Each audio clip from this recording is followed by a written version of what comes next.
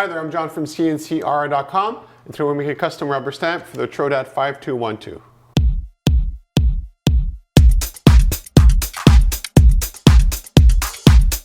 I've lost count of how many videos I've done with this product here, so what I'll do instead is I'll answer a couple questions that you might have when it comes to making these. The first question I generally get is when I first do the imprint, I want a proof of concept to the customer.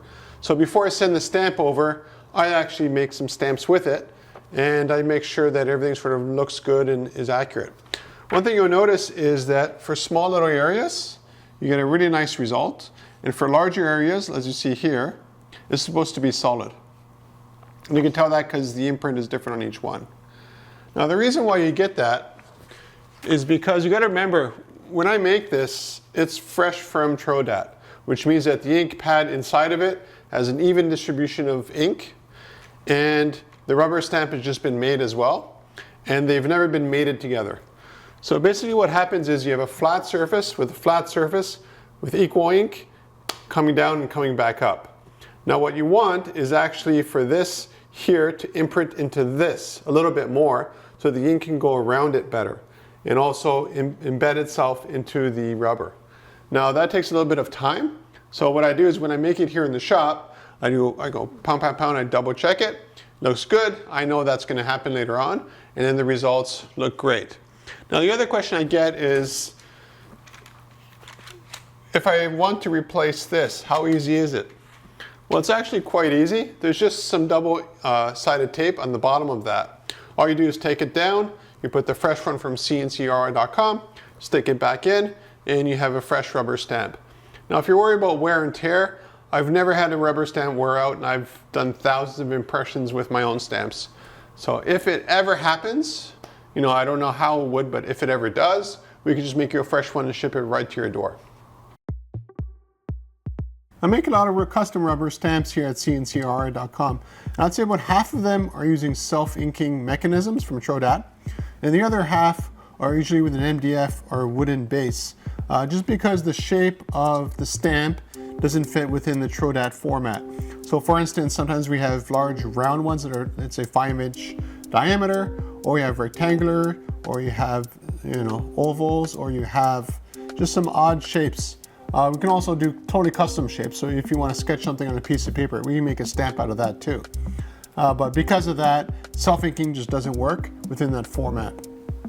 Regardless of which one we're doing, the process is identical. We're always laser engraving the rubber, and we're reverse engraving it, meaning that we want what will be imprinted to be up and what we don't want imprinted to be down, so that it's the reverse when you actually use the stamp. As for ink, if you go with a custom stamp, generally just go to a big box store and you get your own ink pad, any size, any shape you need to fit the ink, and you can also fill it however you want. Now when it comes to getting the best results of your stamping, what you're stamping onto also makes a difference. This here, as I explained earlier why this happened here, a way to have even a better result is actually to have a piece of rubber on whatever you're stamping, and then you stamp your paper on top of that. Now what that does is it gives a little bit more stability to the ink. So what happens is when you press down, you can actually wiggle it around a little bit, and that's how you get a better distribution of the ink. What I do here is I got a table of MDF, and I just slam it down and up a couple of times to make sure it sort of looks good. But that's definitely one way to get a better imprint.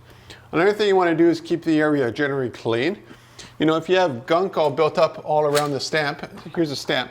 So if you have gunk built up like all around here, what can happen over time is that it actually gets into the rubber, and when you're pressing down on the gunk, not on the rubber.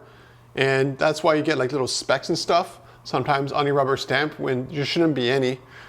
You should have it like this for the life of the stamp, but if you end up with like little dots and stuff all around, it's because either your ink pad is getting dried out, or it's got no more ink basically, or you have a lot of little gunk things in there that are sort of lifting your stamp up just a little bit, just enough so that you don't get an even imprint. So if you're looking for custom 5212 stamps or the whole Trodat range for self-inking stamps like this here, or if you want just a traditional stamp with MDF or what have you, bottom, or even wooden stamps, contact me at CNCKing.com. We'll make it for you and ship it right to your door.